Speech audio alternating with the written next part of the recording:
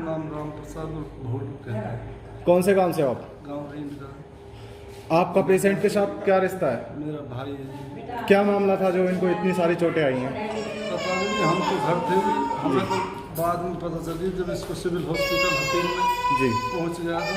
जी जब फ़ोन किया ऐसे ऐसे तेरे भाई को मारा है इसने, जी हम वहाँ पहुँचे जी। तो जाकर देखा तो डॉक्टर लग गए इसके ट्रीटमेंट करने। जी और हमने जाकर देखा, इसने कही भाई मेरे कपड़े में देखे पैसे हैं कि नहीं। जी। जाकर देखा तो पैसे कुछ नहीं, खाली कपड़े अलग पड़े थे। तो ये चोट से लहूलुहान थे, पैसे नहीं थे इनके पास? नहीं। आया जी। तो सर अभी आपने इसकी पुलिस कंप्लेंट की है? सर मेरा छोटा भाई कंप्लेंट कर रहा, मेरा जी। हाथ नहीं चल रहा, पैर नहीं चल रहा। तो बयान मेरे लिए छोटे भाई ने अंगूठा लगवाया है जी। और हमने SHO हथीन को अवगत करा दिया जी। है। मेरे MLR कट चुके, मेरा IO आ चुका मेरे पास है जी। मेरे बयान ले गया है। जी। तो पुलिस प्रशासन की तरफ से कार्रवाई हो रही है? पुलिस प्रशासन की कार्रवाई 6 दिन बाद शुरू हुई है जनाब। जी। पुलिस प्रशासन से तो जैसा भी मैं संतुष्ट रहूँगा।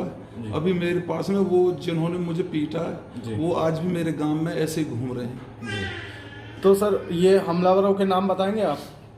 कितने लोग थे? 3 थे जी। जी। आप जानते हैं उनको? बिल्कुल जानता हूँ लाइव। जी। सबसे पहले जो सागर सनोफ के नरेंद्र है जी, जी। इसने ताबड़तोड़ डंडा चलाया मेरे ऊपर। जी।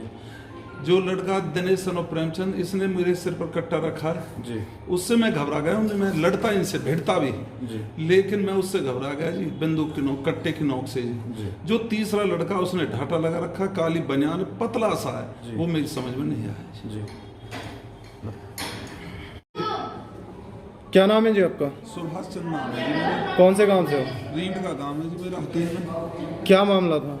मैं अपने आदर्श स्कूल, आदर्श पब्लिक सीनियर सेकेंडरी स्कूल घलोट में पढ़ाता हूँ जी। PTI हूँ, कम क्लर्क भी हूँ जी। मैं 3 बजे छुट्टी करने के बाद जी जी। अपनी इलेक्ट्रिक स्कूटी से जी। घर की तरफ आ रहा था। जी। रास्ते में श्री कृष्णा ITI घरोट जी। के नियरेस्ट जैसे मेरी स्कूटी आराम से चल रहा था मैं, जी। सामने से 3 बच्चे मेरे ही गांव के लड़के थे, जी। मेरे क्रॉस किया और उन्होंने सीधा मेरे सिर में एक डंडा मारा जी। जो मेरे गर्दन में लगा जी। जी। गर्दन में लगते ही मेरी स्कूटी गिर गई और मैं खड़ा हुआ। जी। मैं उनकी तरफ चलने लगा, उसने शुरू में ही एक डंडा मारा, मेरे दोनों हाथ टूट गए। जी। फिर मैं खड़ा हुआ, फिर मेरे पैर में डंडा मारा जी, फिर मैं गिर गया। फिर मैं खड़ा हुआ तो दूसरा उसका साथी था जी, ये डंडा मारने वाला था सागर सनोफ के नरेंद्र जी। इसके साथ दूसरा लड़का था जी। दिनेश सनोफ प्रेमचंद। जी। इसने मेरी गर्दन पर कट्टा रख दिया जी जी। और मैं घबरा गया। घबराने के बाद जी मैंने आंखें बंद कर ली जी। और मुझे वो केस रामवीर पैगाम वाले प्रधान का केस याद आ गया। मरना से तो पिटना मुनासिब समझा जी। उसके बाद इन्होंने मेरी जेब से निकाले पैसे या मुझे कितना पीटा क्या किया, मैंने आंख बंद कर ली। और उसके बाद मुझे एक बच्चा और जो मोटरसाइकिल स्टार्ट रखी है जिसने, मुझे पूरा ध्यान, मोटरसाइकिल की आवाज मेरे कान मारी है, बंद नहीं करी है जी। और तुरंत जैसे ही इन्होंने जब तक झिक लिए वो डंडा भी नहीं टूटा है, नया डंडा बिल्कुल बनवा करके ले गए। मुझे अपने हॉस्पिटल, सिविल हॉस्पिटल हथीन में होश आया जी। उसके बावजूद मेरे घर वाले, मैंने आंखें खोली इंजेक्शन लगने के बाद जी कि भाई कहाँ मैं।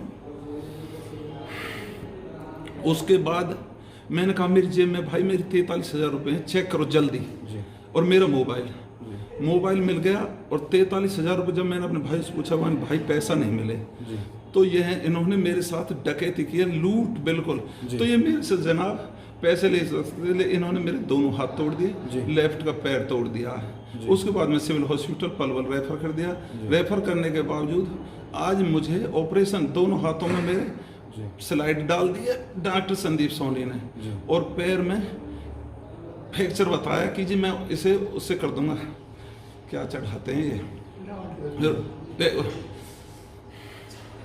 पलस्तर चढ़ा दूंगा, उसी से सही हो जाएगा। बेटा हाथ तो दोनों खत्म हो गए हैं। तो सर जो हमलावर थे, कोई पुरानी रंजिश थी आपकी? मेरे छोटे भाई का पहला केस चल रहा है जी, जिसमें मैं नामजद नहीं हूँ। मैं इनके घर जाता हूँ, इसकी दादी है बूढ़ी 90 साल की जी। मैं उसको पेंशन दे करके आता हूँ उनके घर जी। मैं 4-5 गांवों में पेंशन बांटता हूँ स्कूल के बाद। जी। मैंने एक ऐप ले रखा स्पाइस मनी ऐप, जी। उससे मैं पेंशन बांटता हूँ। मेरे पास 1 लाख 2 लाख 4 लाख रुपए भी रहते हैं जी। लेकिन उस दिन क्योंकि पेंशन आती है 1 से 4 में, जी। अब लास्ट टाइम चल रहा था, कोई भाई कहीं मिल जाए तो वो सब जानते हैं कि ये पैसा बांटता है, इसलिए मेरे पास ज़्यादा पैसे नहीं थे, केवल मात्र 43,000 रुपये थे। और सुबह मैं अपने गांव में ही एक बुजुर्ग को 5100 रुपये दे करके आया।